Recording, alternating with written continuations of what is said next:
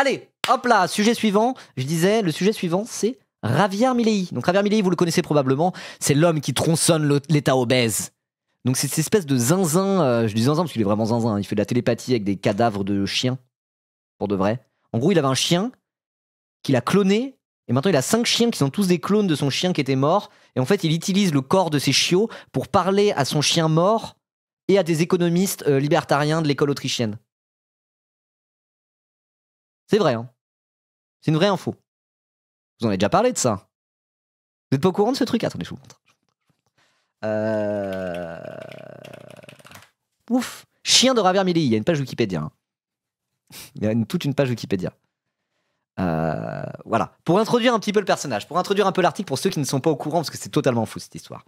Donc, les chiens de Javier Milei comprennent Conan, 2004, mais il est mort en 2017, Dieu et son âme, un mastif adopté comme chiot par Javier Milei en 2004 et nommé d'après le personnage principal du film de Conan le Barbare, et 4 autres chiens reproduits par clonage à partir de Conan en 2018. Javier Milei, qui ne s'est jamais marié et n'a pas d'enfant, décrit Conan comme son ami le plus proche et son confident. Conan est mort d'un cancer de la colonne vertébrale en 2017. Les clones de Conan ont attiré l'attention internationale avec la victoire de Javier Milei lors de la campagne présidentielle de Nanani Nanana. Bon, on va pas tout lire, mais Javier Milei affirme que lui et Conan ont reçu une mission de Dieu. Selon le journal La Nación, Milei affirme que lui et Conan se sont rencontrés pour la première fois dans une vie antérieure, il y a plus de 2000 ans en tant que gladiateur et lion dans le Colisée romain. Alors vous voyez que romain, j'ai déjà été lire la page Wikipédia de la Rome antique. Peut-être que c'est mon empire romain à moi aussi. Et qu'ils ne se sont pas battus à l'époque, car cela leur était destiné, unir nos forces à l'avenir. Attends, quoi? C'est mal écrit. Enfin bref, voilà, ils sont connus il y a 2000 ans en tant que gladiateurs et lions dans le Colisée. En mai 2017, Conan est mort des suites d'une tumeur à la colonne vertébrale. À propos de la mort de Conan, Milei a déclaré qu'il n'était pas réellement mort.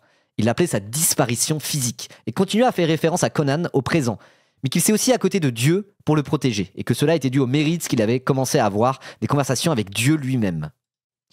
Milei a fait cloner le chien en 2018 et a nommé les 6 chiots résultant d'après le Conan originel et les économistes Milton Friedman, Murray Rothbard et Robert Lucas Jr. Ah, merci à Valeur Anarchiste pour le raid avec 149 viewers. Let's go.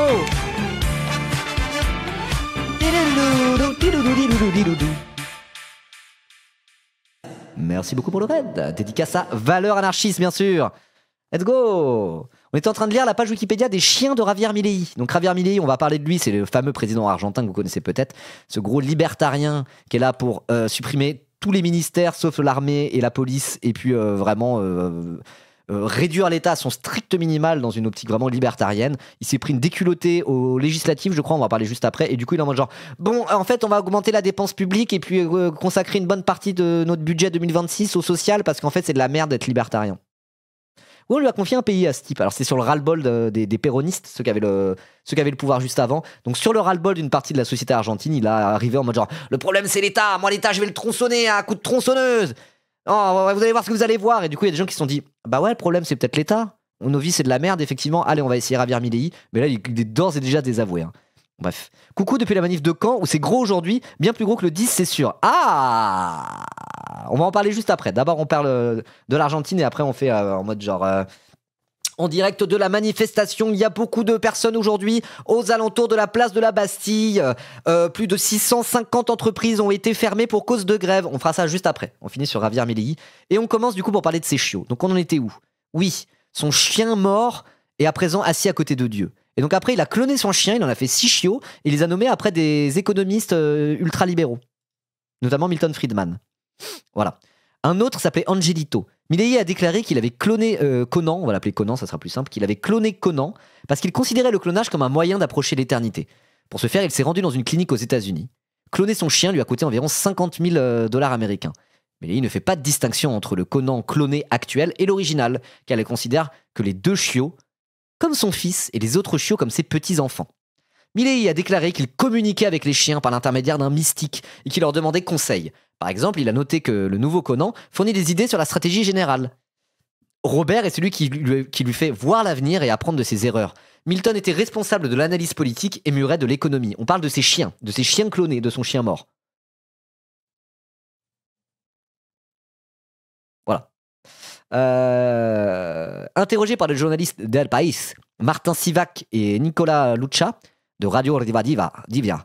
Milei n'a pas nié cela et a déclaré: ce que je fais de ma vie spirituelle et dans ma maison, c'est mon affaire. Si Conan me conseille en politique, cela signifie qu'il est le meilleur conseiller de l'humanité.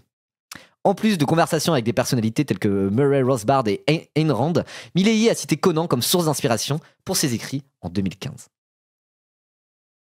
Voilà, donc ça c'est Javier Milei. Il s'est fait élire sur un programme de Afuera. Il disait Afuera, tu vois, en mode genre vraiment tous les ministères, on supprime tous les ministères, on arrête toute dépense publique qui n'est pas soit la justice, soit l'armée, soit la police. En mode, t'as ce qu'on appelle les fonctions régaliennes de l'État. Donc en gros, c'est les choses qu'on ne peut pas privatiser. Tout le reste, ça dégage, on privatise tout et on réduit massivement les dépenses publiques, mais avec plus aucune politique sociale de quoi que ce soit. Imaginez comme si un mec arrivait et dit on supprime le ministère de l'Éducation nationale, on supprime tous les ministères, sauf le ministère de la Défense, ministère de la Justice, peut-être ministère de l'Économie et encore, et ministère intérieur. Voilà, il a inspiré Donald Musk, tout à fait. Il venait avec une tronçonneuse en mode genre on va tronçonner l'État obèse qui vous vole tout avec vos taxes. Et Javier Milei, c'est fini. En termes de politique libertarienne, il revient en arrière. Argentine, après sa défaite électorale, Javier Milei change de ton sur les retraites, l'éducation et la santé. Le président argentin a présenté un budget 2026 incluant des augmentations dans certains domaines. Bah alors, on augmente la dépense publique, monsieur le gauchiste. Oh là là, regardez le gauchiste, quasiment un keynésien, quasiment le programme de la France Insoumise. Il augmente la dépense publique. Rendez-vous compte, monsieur le libertarien. Alors qu'il enchaîne les difficultés électorales et économiques, cet adoucissement de sa politique d'austérité a été accueilli positivement par les marchés financiers. Bah c'est bizarre, les marchés financiers, je croyais qu'ils voulaient le moins d'État possible. Et au final, les marchés financiers se réjouissent que la politique de Javier Milei soit moins austéritaire et qu'ils remettent de la dépense publique, notamment dans le social. Non mais c'est fou ça. Je croyais que c'était exactement comme Milei qu'il fallait faire. Moi, j'aimerais bien savoir ce qu'en disent tous les milléistes français. Hein. Tous ceux qui sont en mode genre, il nous faut un Javier Milei français. Il faut sortir la tronçonneuse aussi en France. Parti milléiste de France. On dit Milei, pas Milei? Ah, je sais pas du tout. Moi, j'ai fait allemand LV2, hein, j'ai pas fait espagnol. Donc, j'aimerais bien savoir ce que tous les libertariens français en disent. J'ai été voir un peu sur Twitter. Figurez-vous que les libertariens français ne parlent pas de ça. Les fans de Milei français ne parlent pas de cette déculottée aux élections, ne parlent pas du changement de doctrine économique de la part de Javier Milei. Ils ont décidé de pas, voilà, ils ont piscine, ils ont décidé de pas en parler. Bizarre, moi je trouve que ça donne très très tort à leur idéologie, quoi. Voilà, oui, il faut demander ce qu'en pense David Lisnard, exactement. Bien le bonjour ici, l'empereur Caligula avait nommé son cheval sénateur, il me semble. Oui, il y a un truc comme ça. Javier Milei, ouais, il était à deux doigts de nommer ses chiens ministres, quoi. Après, il a supprimé les ministères, il voulait le moins d'État possible. Mais ce qu'il aurait pu faire aussi, c'est garder les ministères et nommer ses chiens à la tête des ministères, quoi. Bref. Allez, c'est parti. Le pire est derrière nous. Donc, un article des Échos, une fois n'est pas coutume, hein, mais sur tout ce qui est économique, en vrai, les Échos, ils font. Voilà, ils parlent pas mal d'économie. Donc, l'article ici est quand même intéressant. On va le lire. Voilà, c'est une revue de presse, hein, ça veut pas dire que ne vous abonnez pas aux Échos de manière générale, évitez. Pardon. Le pire est derrière nous, a assuré Javier Milei face aux parlementaires argentins. Lundi soir, le président de l'Argentine a présenté le budget 2026 au Congrès où il a annoncé des augmentations sur les retraites, l'éducation et la santé. C'est gauchiste, hein. Gauchiste. Bonjour, tu streams des fois IRL? Pas trop. J'en ferai un de ces quatre, c'est un truc à refaire plus tard. Mais oui, ça peut être intéressant pendant les manifs. Après les manifs, généralement, je les fais avec des potes que je vois surtout pendant les manifs. Et j'ai vraiment mes potes de manifs que je connais depuis 10 ans. Et je suis tout le temps la tête dans la politique, la tête dans Twitch. Donc, généralement, pendant les manifs, j'en profite pour voir les potes que j'ai pas trop pu voir dernièrement. Et mes amis de manif. Donc, je le fais pas trop. Mais un de ces quatre, ouais. Ou des live IRL à d'autres occasions, peut-être. Voilà. Un discours qui intervient quelques jours après sa première grande défaite électorale, dans laquelle son parti, la Libertad Avanza, s'est incliné face à la coalition péroniste de centre-gauche lors d'élections provinciales à Buenos Aires. Ok, c'est un article abonné, ça? Bon, on va pas tout relire, mais oui, du coup, alors j'ai pas bien suivi, mais effectivement, casse-toi, je m'abonnerai pas aux Échos, c'est le journal de Bernard Arnault, ça dégage. Donc oui, premier camouflet électoral pour Javier Milei. On va lire un petit bout de ça juste avant de continuer. Ce dimanche, le parti de Javier Milei a perdu un scrutin clé dans la province de Buenos Aires. Merci Erzabat pour les 100 bits, merci beaucoup. Face à la coalition de centre-gauche kirchneristes. Donc les péronistes, les kirchneristes, c'est ceux qui étaient déjà au pouvoir, c'est en gros des mecs de centre-gauche. Du nom de Kirchner et Perona, mais... Non, c'est Perona? Non, Perona, c'est dans One Piece. Je sais plus.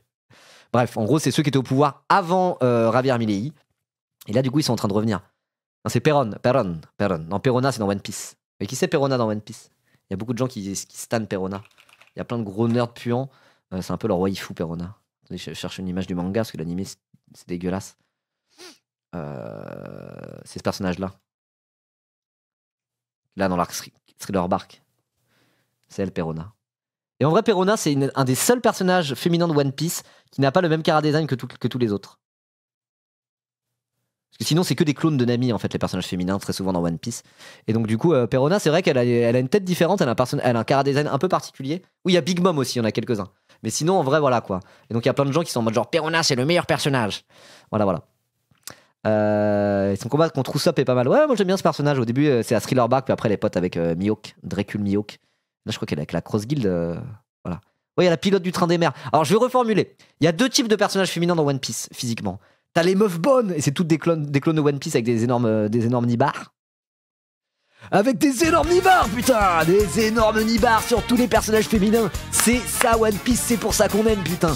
Non, moi, c'est pas pour ça que j'aime spécialement. Et après, t'en as d'autres. Et c'est des personnages où c'est des espèces de vieilles moches. Il y a les petites mémés toutes moches. Oui, il y a le personnage là à Water 7. Il y en a 2-3, voilà. Mais généralement, c'est les personnages considérés comme beaux. Quand c'est des jeunes femmes, c'est toutes des clones de Nami, quoi. Quasiment. Sauf quelques-uns. Alors oui, les fans de One Piece vont dire il y en a d'autres, hein, il y a Amande Smoothie. Oui, il y en a d'autres.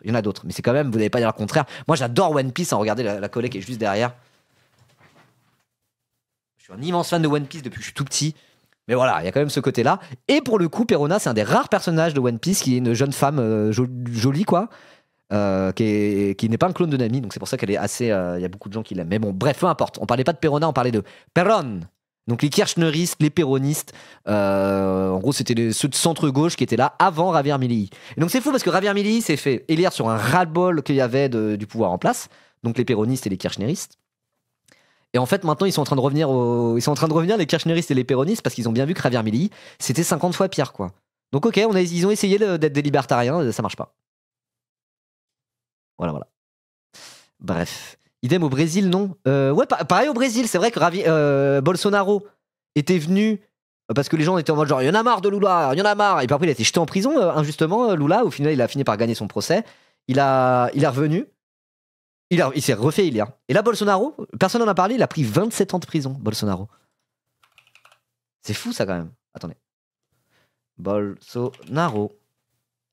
Jair Bolsonaro. Il a un cancer aussi? Quoi? J'avais pas vu ça. Combien 27 ans. Attendez. Oui, ça va être aménagé probablement. Il a pris... Attends. Cancer de la peau et 27 ans de prison. Les deux nouvelles tombent en même temps. Waouh. Bon après, se réjouir qu'il a eu en tôle, tant mieux. Hein. Ça, on a le droit pour le coup. C'est la justice. Mais qu'en plus, il y a le cancer de la peau qui arrive par-dessus. Ouais, fin de carrière difficile. Hein. Mauvaise journée. Mauvaise journée pour Bolsonaro. Hein. Tout juste condamné à 27 ans de prison. Jair Bolsonaro hospitalisé après un malaise.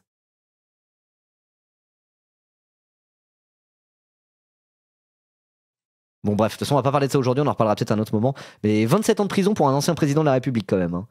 Alors même qu'ils ont jeté en prison Lula, qui lui a été innocenté et est revenu au pouvoir quoi.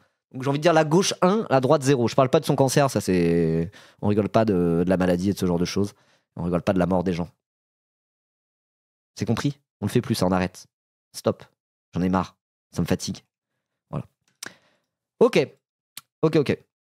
Après, faut pas se leurrer. Si tu connais un peu le Brésil, l'extrême droite est partout. Il y a énormément de chances qu'elle reprenne le pouvoir aux prochaines élections. Oui, certes. Mais en tout cas, Bolsonaro qui prend 27 ans de prison, en mode genre, ah oui, ok, d'accord. Ok, ah ça rigole, hop, quoi. Bref. Donc en tout cas, revenons à Javier Milei. Javier Milei qui est d'extrême droite aussi, notamment par rapport à l'histoire de l'Argentine. En fait, c'est un négationniste. Parce qu'il y a eu des immenses massacres au moment de la guerre civile ou je sais plus quoi. En gros, il y avait une dictature avant en Argentine. Je connais assez mal l'histoire de l'Argentine. À un moment donné, il y a eu une dictature, il y a eu plein de massacres de la part de la dictature. Et en gros, lui, c'est un négationniste au vu de l'histoire de l'Argentine. Il est en mode genre, non, la dictature, c'était pas une dictature, c'était pas des massacres, les opposants politiques, etc. Non, Pinochet, c'était au Chili. C'était au Chili, Pinochet. Alors, on parle de l'Argentine. Je sais plus exactement. Mais voilà, donc c'est aussi pour ça que par rapport à l'histoire de l'Argentine, il s'inscrit dans l'extrême droite argentine, par rapport aux positions négationnistes qu'il a par rapport à la période de la dictature argentine. Non, Salazar, c'est au Portugal. Oh, vous confondez tous ceux qui parlent espagnol, c'est pas possible. Hein. Espagnol, bah non, ils parlent Portugal. Vous confondez même les portugais, les lusophones et les hispanophones. Vous confondez tout, hein. Dès que c'est un peu Amérique latine, espagnol, Portugal, tout ça, pour vous, tout ça c'est pareil, c'est les latinos, quoi. Oh bah super, hein. Super le chat, hein. Vous êtes des racistes, exactement, hein. Bref. Donc bon, en tout cas, Javier Milei, désavoué dans les urnes. Des mauvais résultats qui soldent des semaines particulièrement ardues pour l'exécutif libertarien, entre revers politique, chute du peso et scandale de corruption. Donc oui, il y a eu des scandales de corruption par rapport à sa sœur, qui est aussi sa meilleure amie, confidente, bizarre, là. Donc là, c'est vraiment la merde en Argentine. Et vraiment, c'est un échec de la politique de Javier Milei à tous les niveaux, qui en plus se sert avec de l'argent public. Donc eux, il est vraiment un peu en mode c'est Nicolas qui paye, mais version 10 000%, quoi. Parce que c'est un putain de libertarien. Ok, et à côté de ça, il se sert dans les caisses de l'argent public, quoi. Enfin, bref, c'est une dinguerie, on va pas lire cet article, mais il s'est pris une déculottée électorale. Et du coup, c'est quoi la réaction? C'est qu'il change de politique, et notamment il change de politique économique. Et il adoucit sa politique d'austérité et s'éloigne de sa politique libertarienne, qui pourtant, on écoutait beaucoup, y compris en France, hein, c'était vraiment ce qu'il fallait faire. Moins il y a d'État, moins il y a de dépenses publiques, mieux les choses se portent. Et bah non, et l'Argentine, on a un exemple, mais un exemple by the book, hein, j'ai envie de dire. Voilà. Donc, on va lire l'article. Le pire est derrière nous, a assuré Javier Milei face aux parlementaires argentins. Lundi soir, le président de l'Argentine a présenté le budget 2026 au Congrès, où il a annoncé des augmentations sur les retraites, l'éducation et la santé. Un discours qui intervient quelques jours après sa première grande défaite électorale, dans laquelle son parti, la Libertad Avanza, s'est incliné face à la coalition péroniste de centre-gauche lors d'élections provinciales à Buenos Aires.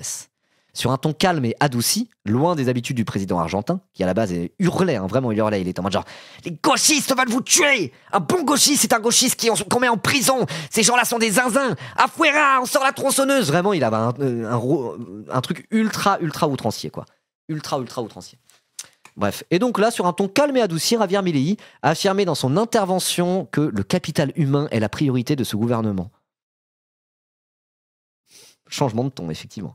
Le chef d'État a déclaré que 85% des dépenses publiques prévues en 2026 seront destinées à des gestes sociaux. Merci Alisraj. Merci pour le raid. Merci pour le raid avec tes 105 viewers qui arrivent. Let's go. Allez, venez. N'hésitez pas à follow la chaîne. Et moi, je fais un petit shout-out. Là, tous ceux qui sont sur live, si vous ne connaissez pas Alisraj.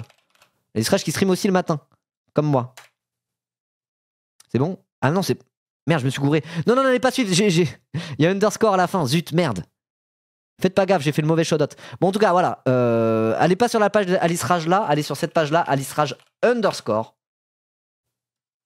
Avec un underscore à la fin. N'hésitez pas à aller la follow, voilà. Quand je stream pas le matin, vous êtes en mode genre, oh bah non, qui je vais regarder ce matin? Bah, allez regarder Alisraj, c'est vraiment très bien. C'est live.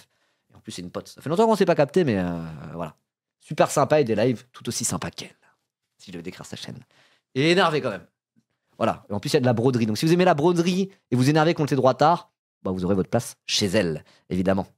N'hésitez pas à aller la suivre. Donc on était en train de parler quoi pour ceux qui viennent d'arriver? On était en train de parler de Javier Milei.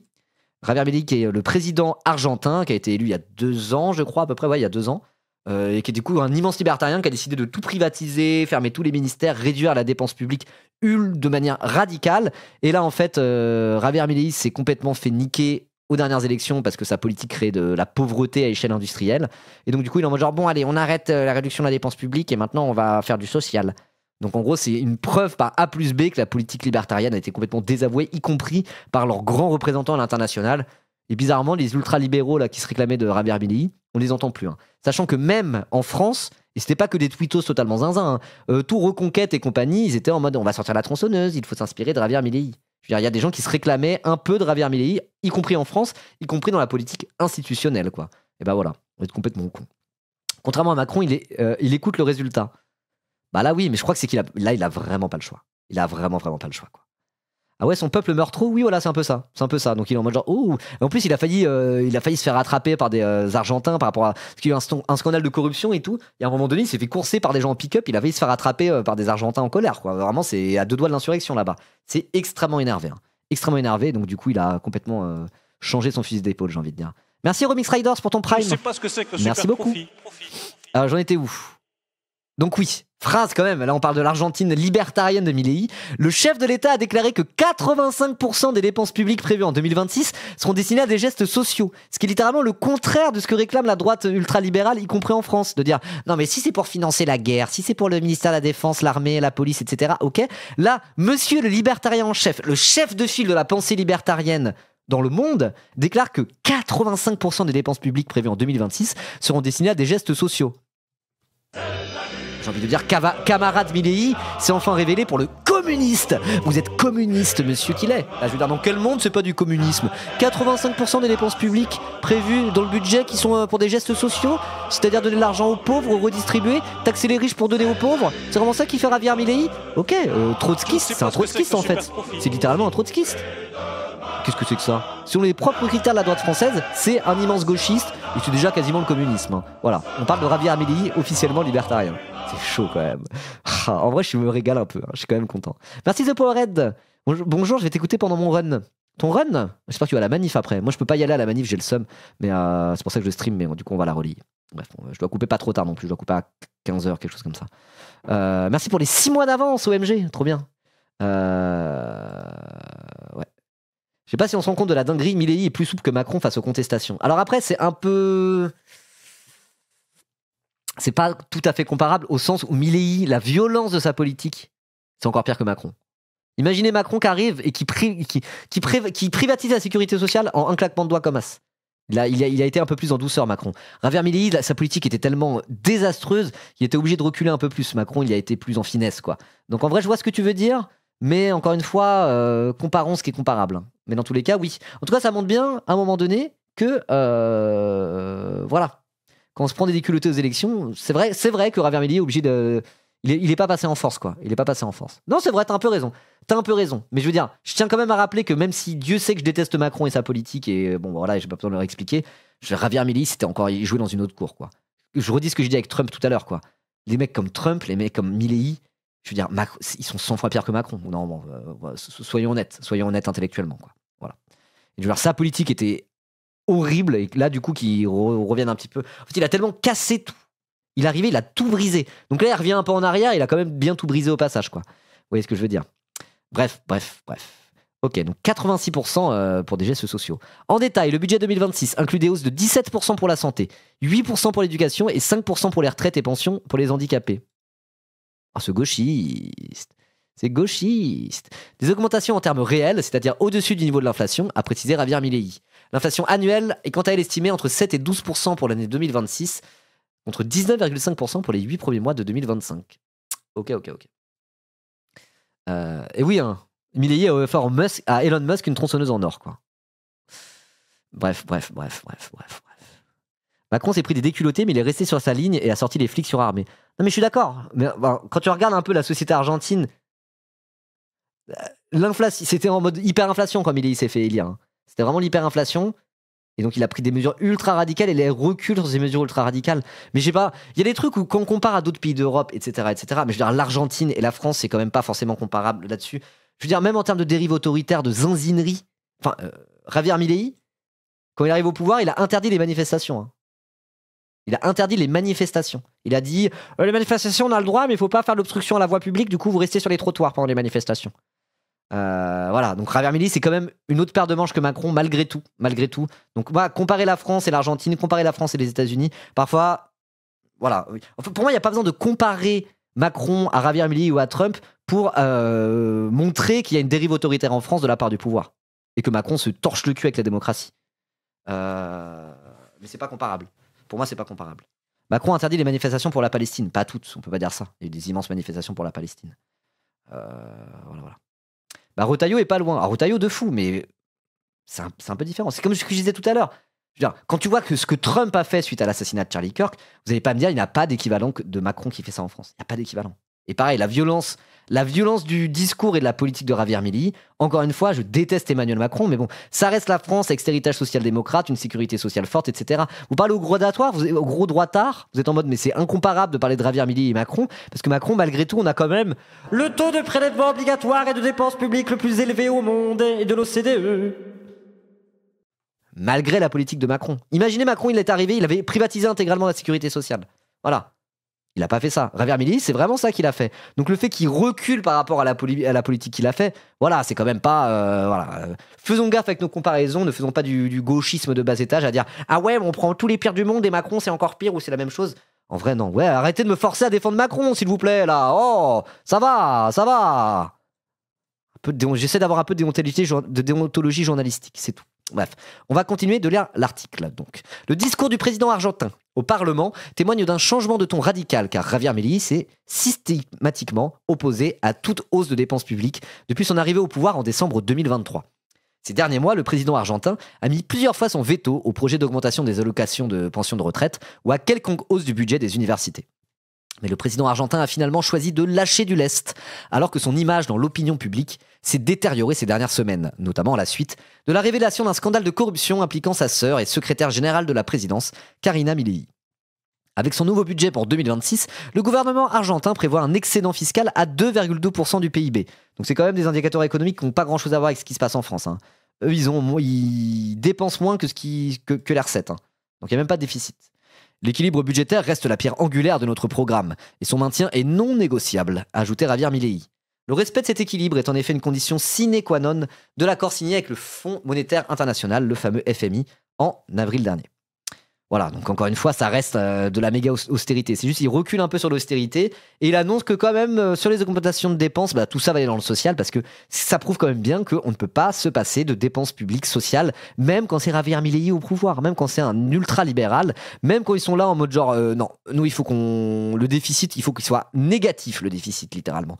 C'est pas déficit à pas plus de 3%, non, c'est du déficit, ils veulent du déficit négatif, carrément. Donc un excédent fiscal, et même en faisant ça, t'es obligé de faire la dépense publique pour le social. Point à la ligne, même dans l'Argentine de Javier Milei. Donc déjà, on peut déjà prendre ça en compte pour dire, les libertariens Twitter, là, les libertariens français, ceux qui veulent vous inspirer de Javier Milei, vous êtes trop cons, quoi. Voilà. Bref. Véritable clé de voûte de la thérapie de choc, cette sévère austérité budgétaire suscitait la colère des retraités et étudiants, organisateurs de nombreuses manifestations ces derniers 21 mois. Le discours du président est d'ailleurs loin d'avoir convaincu ses principaux opposants à gauche. Milei, tu devrais t'adresser à la société argentine, pas aux fonctionnaires du FMI et aux créanciers privés. Si tu mens en disant que l'année prochaine, l'éducation, la santé et les retraites iront mieux, retire dès maintenant tes vétos, a notamment réagi le député du parti péroniste, Leopoldo Moreo. Du côté de la droite, l'ancien président Mauricio Macri, président du PRO, parti allié de la Libertad Avanza, au Congrès, donc c'est des alliés de Javier Milei, s'est dit satisfait du discours qui donne un signal de maturité institutionnelle, en mettant de l'ordre dans les comptes. Des réactions positives ont également été observées du côté des marchés financiers. Mardi, la bourse de Buenos Aires a terminé la hausse de 4,4% et les titres de dette souveraine ont augmenté de 5%. Macri, c'est leur Macron, bah ouais, un peu, hein. C'est l'ancien président et c'est la droite, allié des libertariens, mais pas directement. Allié de l'extrême droite, mais pas directement. Macri et Macron sont dans un bateau. Macron tombe à l'eau. Qui reste-t-il dans le bateau? Je sais pas, mais Macron est tombé à l'eau, du coup, bon.